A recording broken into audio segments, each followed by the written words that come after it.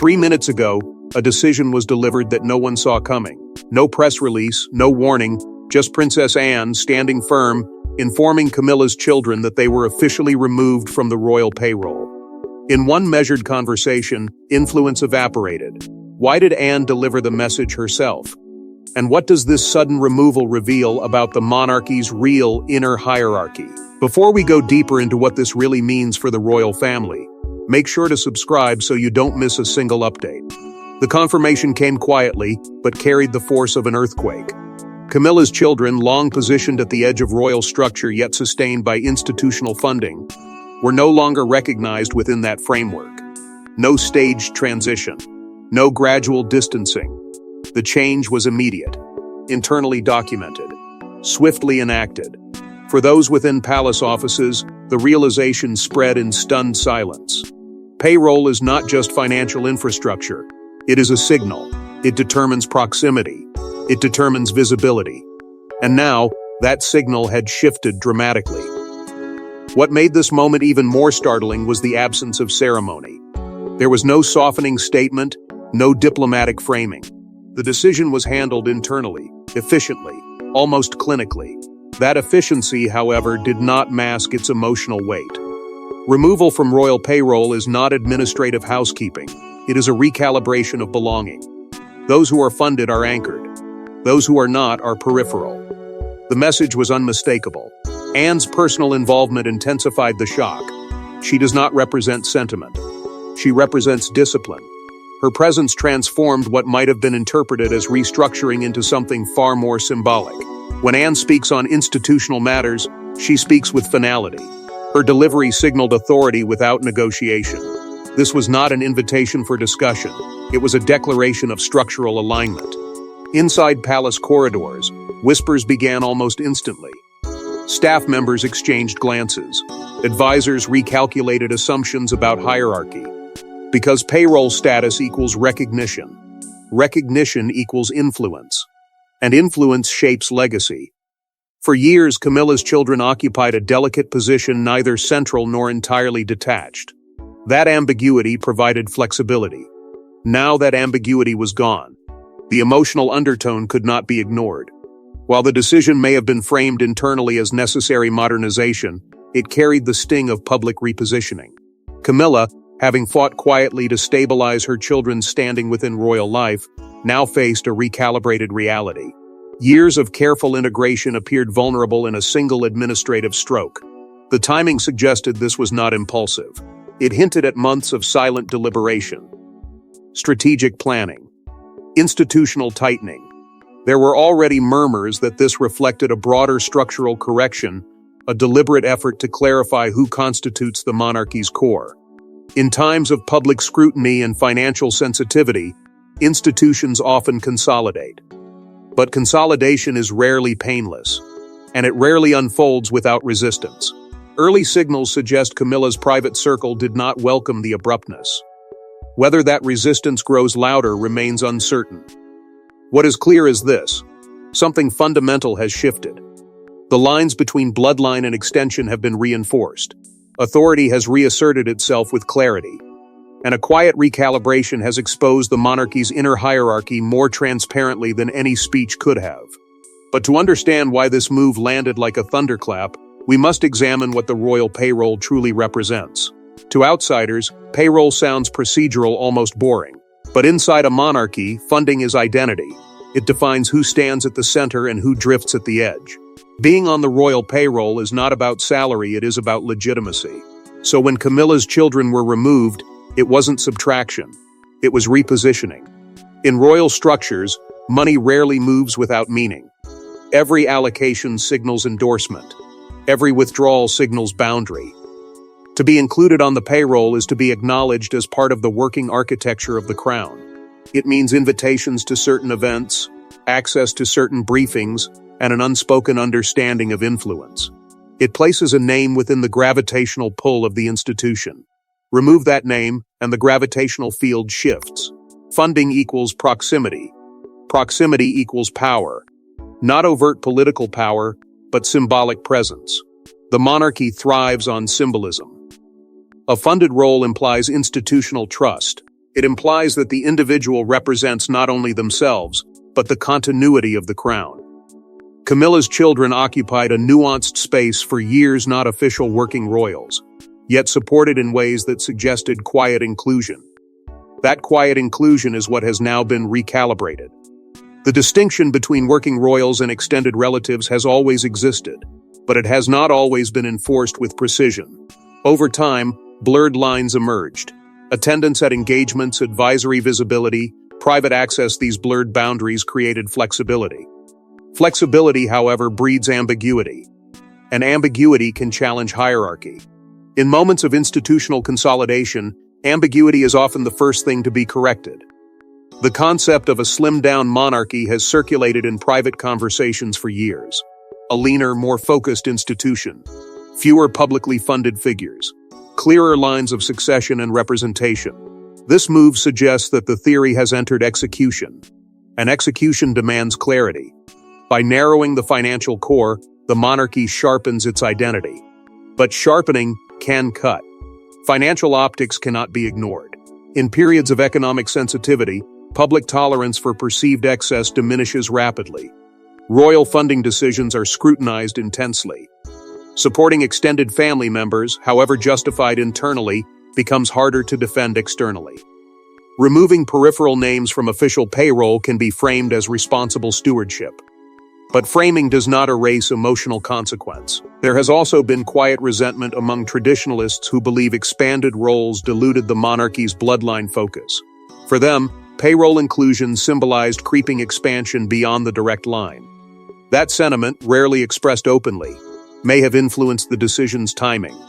Institutional purists often wait for moments when consolidation can be justified as modernization. Limiting payroll access also limits long-term institutional positioning. Without financial endorsement, visibility decreases. Without visibility, influence wanes. This is not exile, it is repositioning. A recalibration of who is considered central and who is considered adjacent. And adjacency inside a monarchy can feel indistinguishable from distance. The recalibration ultimately answers a deeper question: who counts as core?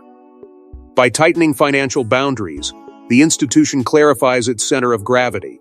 The direct line becomes more prominent. Peripheral figures recede. Stability, in theory, strengthens. But clarity often reveals tensions that ambiguity once concealed. And if payroll defines proximity to the crown, then Anne's role in enforcing it becomes even more significant. Princess Anne is not known for theatrics, she is known for discipline. When she delivers a message, it carries institutional weight. So why did she personally inform Camilla's children of their removal? Because this was not just administrative. It was structural. And Anne represents structure. Anne has long been regarded as the monarchy's quiet backbone, steady, unyielding, immune to spectacle. While others command headlines, she commands respect through consistency. Her reputation is built on service without embellishment. Loyalty without noise. So when she stepped forward to deliver news of such consequence, those within palace walls understood immediately. This was enforcement, not discussion. Anne does not negotiate hierarchy. She protects it. Her commitment to preserving traditional order has defined her approach for decades. To Anne, monarchy is not emotional improvisation. It is architecture. Every role must be defined. Every boundary respected. The distinction between bloodline and extended family has always existed in theory, but in practice, it is occasionally softened. Anne, however, has consistently resisted that softening. She believes clarity sustains longevity. And longevity, in her view, depends on discipline. There has always been an undercurrent of tension between hereditary structure and modern blended dynamics. Camilla's children entered royal life through marriage, not birth. That nuance matters deeply to traditionalists. For some, it represents evolution. For others, it blurs lines that should remain firm. Anne's involvement suggests that, in this moment, tradition prevailed. The reinforcement of generational boundaries was not subtle. It was deliberate. It is also possible that Charles chose distance in execution. A husband delivering this message would have introduced emotional complexity. A king delegating to his sister creates insulation. Anne's authority carries neutrality.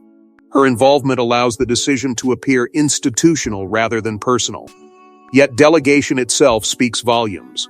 When difficult corrections are handed to the most disciplined member of the family, it implies strategic alignment behind the scenes. Anne's presence symbolized senior bloodline authority stepping forward to recalibrate balance. It reinforced the idea that the monarchy's core remains anchored in direct lineage. That symbolism matters. It reassures traditional supporters who value continuity above accommodation. But symbolism also carries consequence. It can feel like exclusion to those who once occupied ambiguous inclusion. Quiet reports have suggested that Anne has long advocated for a tighter royal core, fewer publicly funded figures, sharper distinction between primary and peripheral roles. If true, this decision may represent not sudden action but culmination. Structural adjustments often appear abrupt only at the moment of announcement. In reality, they are shaped by prolonged debate. The emotional restraint with which Anne reportedly delivered the news underscores her philosophy. She did not frame it as rejection. She framed it as necessity. Necessity, however, does not soften impact. For Camilla's children, the message would have landed as repositioning. For the institution, it landed as reinforcement. What makes this moment significant is not only that Anne acted it, is what her action reveals about alignment. Structural corrections require consensus at the highest level.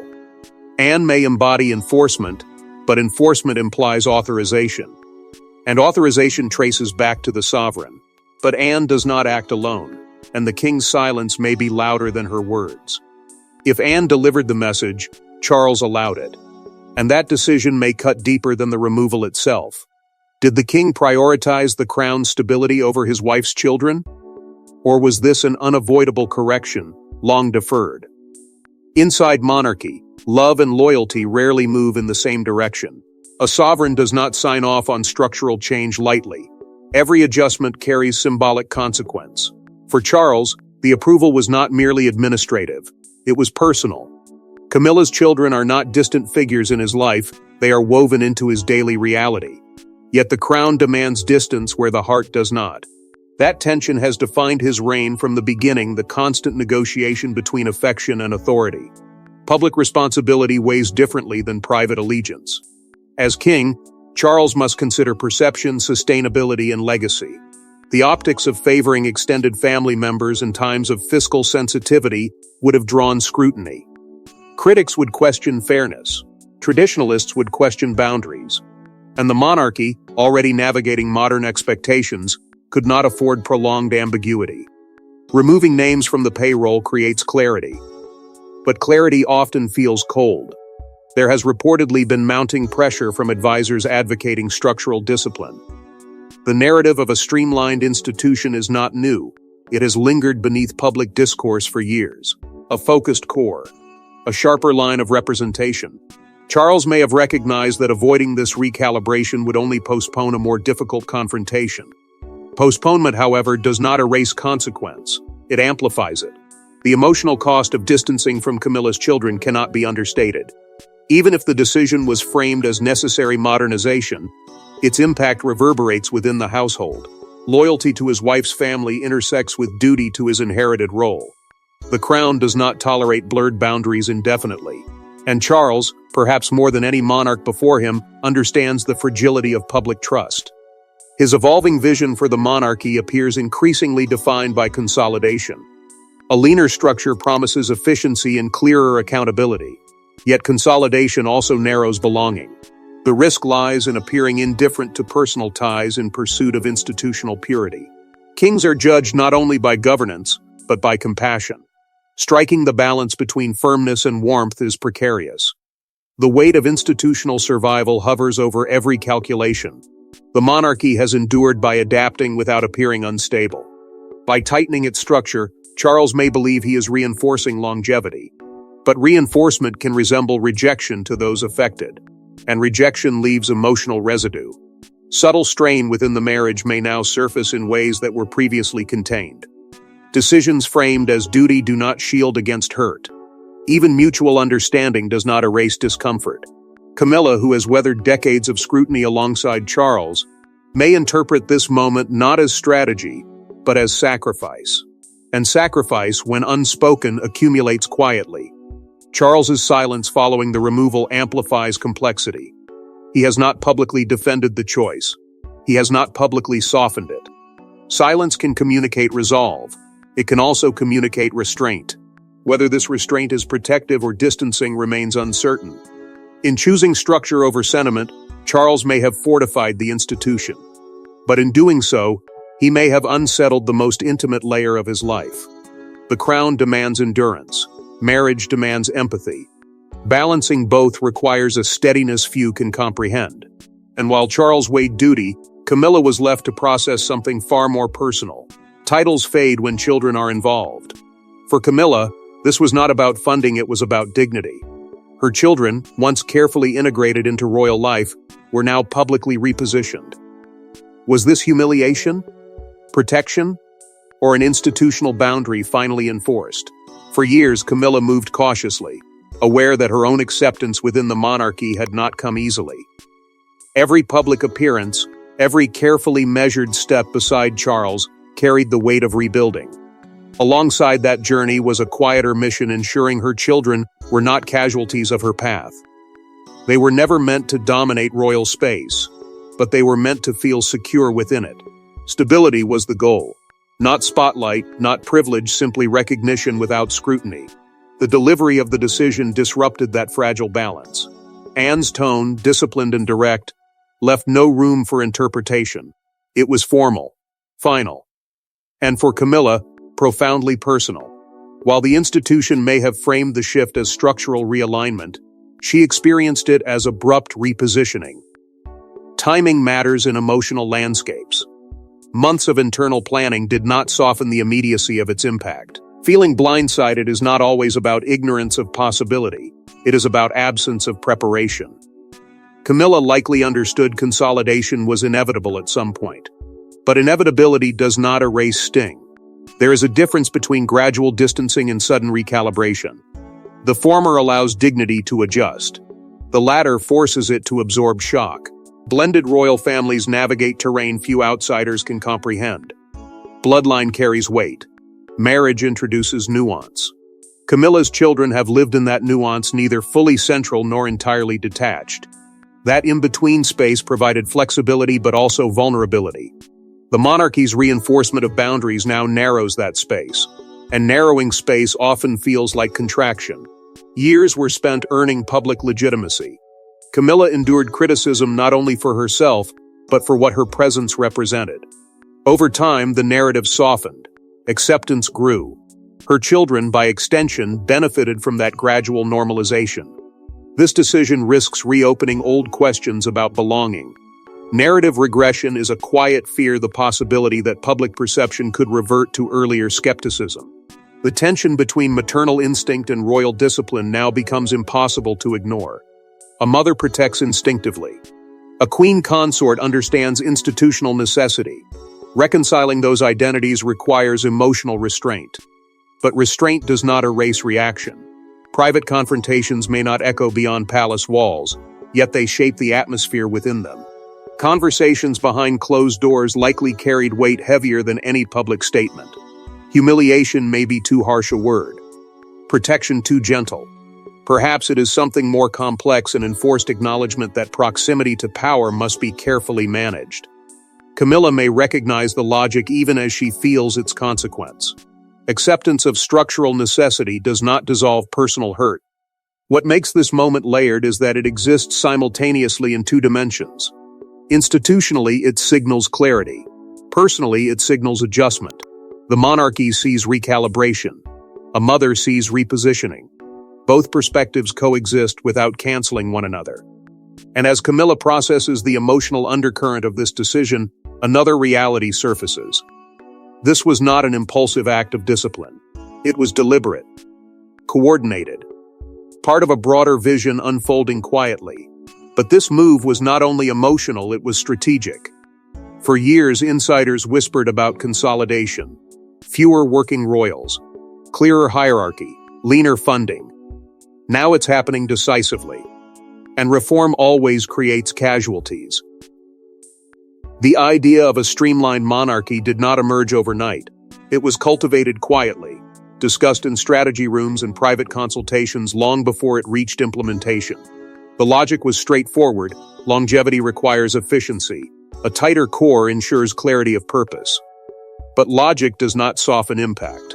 When theory transforms into action, the human cost becomes visible. Camilla's children may be the first clear sign that consolidation is no longer conceptual, it is operational. Strategic consolidation serves multiple objectives. It reduces institutional complexity. It clarifies public perception. It concentrates visibility around the direct line of succession. In an age where scrutiny intensifies with every financial disclosure, the monarchy cannot appear expansive or indulgent. Leaner structures project responsibility. Responsibility reinforces relevance, yet the narrowing of structure inevitably excludes those who once existed within its margins. Reducing peripheral figures strengthens symbolic gravity around the heir. Every role removed from official funding reinforces the prominence of those who remain. The direct line stands sharper, less diluted by extended presence. This is not personal in framing, it is structural in execution. But structural adjustments rarely feel neutral to those repositioned. Public demand for fiscal transparency has amplified over the years. Citizens question allocations more openly. Institutions adapt to maintain credibility. In that environment, funding extended family members becomes increasingly difficult to justify. Consolidation can therefore be framed as modernization, as prudence, as adaptation to contemporary expectation. But framing does not erase the emotional complexity unfolding behind palace walls. William's reported support for a streamlined institution suggests generational alignment. A future king inheriting a leaner structure may benefit from clearer lines of responsibility. Catherine's role, too, becomes more central within a narrowed framework. Reform, in this sense, is forward-looking. It shapes the monarchy William will one day lead. And shaping requires decisive action. Anne's alignment with this reform reinforces continuity between tradition and modernization. While she embodies discipline rooted in history, her enforcement of structural clarity signals adaptation. This convergence of generational perspectives suggests consensus rather than isolated initiative. Consolidation appears coordinated, not impulsive. Yet reform carries risk. Extended family members may feel permanently distanced.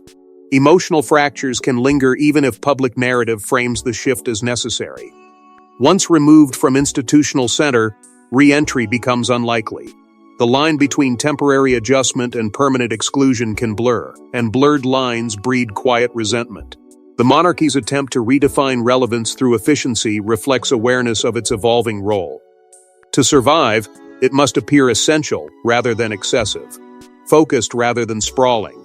But in narrowing its structure, it exposes internal recalibrations that were once shielded from public view. Reform, by its nature, reveals what was previously tolerated. This moment marks more than payroll adjustment. It signals a broader recalibration of identity. The monarchy is not shrinking in stature, it is sharpening its outline. But sharpened outlines cast longer shadows. And shadows invite scrutiny. Yet reform inside the palace rarely stays confined to the palace. Within hours, speculation erupted. Was this efficiency or exclusion? Social media split instantly. Some praised Anne's decisiveness.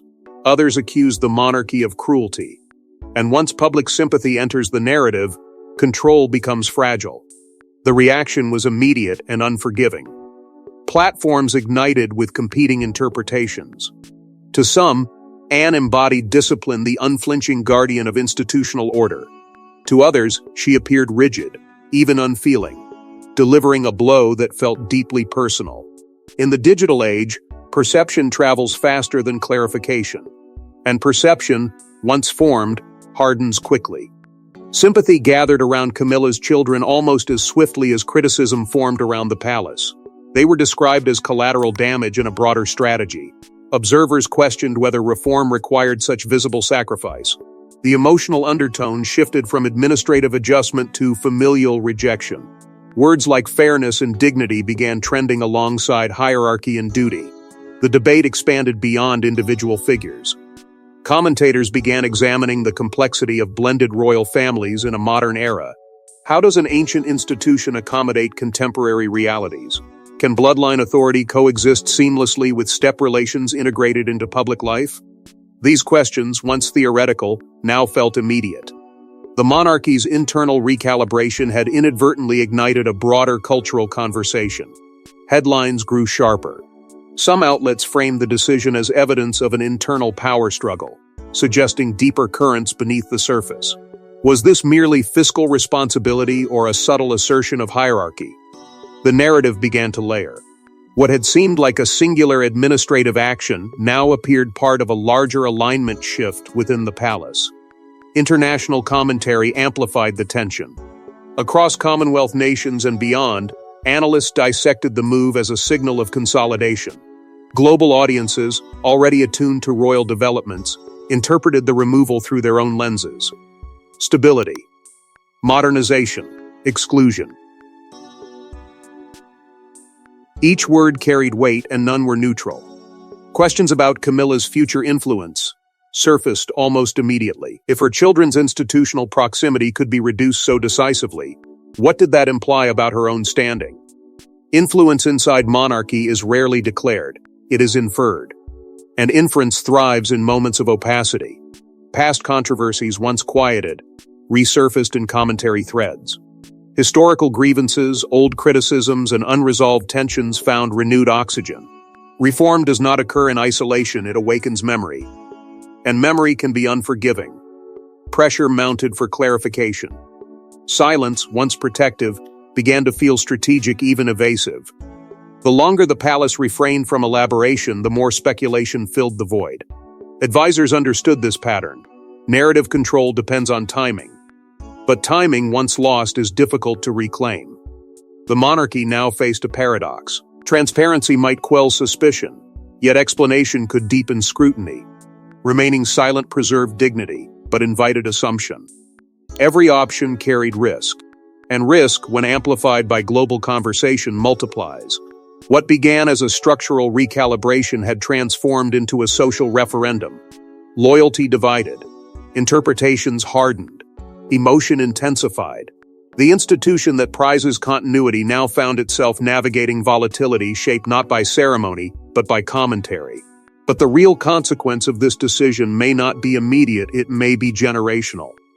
3 minutes ago, payroll lines shifted. But what truly shifted was the monarchy's center of gravity. William will inherit the structure being shaped today. Was this decisive consolidation necessary for survival? Or did it quietly fracture the family he must one day lead? What looks like a financial adjustment is, in reality, architectural. The institution William will eventually command is being streamlined before his reign even begins. Fewer moving parts, clearer hierarchy, sharper boundaries. The removal of Camilla's children from official funding is not an isolated correction, it is a declaration of what the next era will prioritize. Focus, bloodline continuity, structural discipline, and those priorities do not arrive without cost. Under William, insiders have long anticipated a leaner monarchy, one that concentrates authority within a tight, unmistakable core. This moment accelerates that vision. It draws a line that cannot easily be blurred again. Extended relations may remain respected, even welcomed socially, but institutionally, the perimeter has narrowed, and when a perimeter narrows, those outside it feel the cold first. Catherine's position, already strong, grows more defined within this clarity. There is no ambiguity about where the center lies. The future queen stands anchored within a structure now visibly oriented toward direct succession.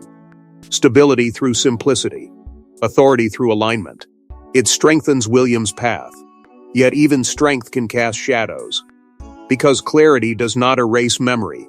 Inside the family, emotions do not vanish when payroll entries do. Camilla will remember this moment not as reform but as repositioning. Her children will carry the imprint of being formally edged outward. These impressions linger. And lingering emotions shape private dynamics long after public narratives fade. The monarchy now balances two competing truths. Long-term sustainability demands consolidation. Public confidence favors a focused, efficient institution. Economic sensitivity reinforces the optics of restraint. But families are not corporations. They are webs of history, loyalty, and vulnerability. When one strand tightens, another strains. This decision also establishes precedent. If consolidation is justified today, it can be justified again tomorrow. Future exclusions may follow the same template: swift, internal, decisive. The palace has demonstrated that proximity to the crown is conditional, not permanent. That lesson will not be forgotten by those watching from within its walls. And yet, there is undeniable logic behind the move. Monarchies survive by adapting, by shedding excess, by clarifying purpose. The world William inherits is impatient with tradition that appears indulgent. A streamlined structure signals seriousness. It projects discipline. It reassures a public wary of excess and complexity. But survival strategies often leave emotional residue. Camilla's relationship with the institution now carries a new layer of quiet distance. Charles, positioned between love and legacy, must reconcile personal loyalty with institutional alignment. Anne's firm execution of duty reinforces generational authority. And William, whether publicly vocal or privately contemplative, absorbs the lesson: leadership sometimes requires subtraction. The unresolved tension remains suspended. Will this recalibration settle into quiet acceptance, or will it harden into permanent distance? Can reconciliation soften what structure has sharpened? Or has a boundary been drawn that cannot be redrawn without appearing weak? Because 3 minutes ago, a payroll changed, but what shifted inside the monarchy may echo for decades. Thanks for watching. Please don't forget to like and subscribe, and we will see you in next one.